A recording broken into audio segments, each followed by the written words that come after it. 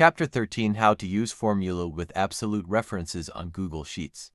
Follow example. Step 1: Press equals plus the cell you want.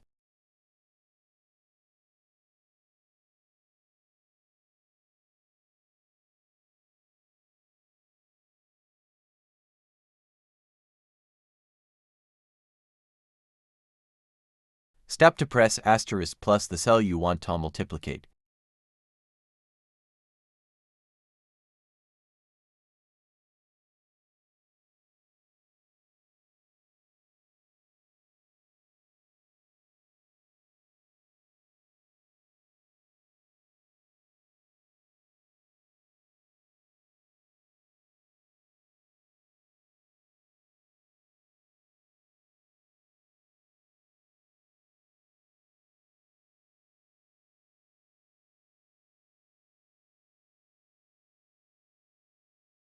Step 3: Highlight what you want to multiplicate and add $, or press F4.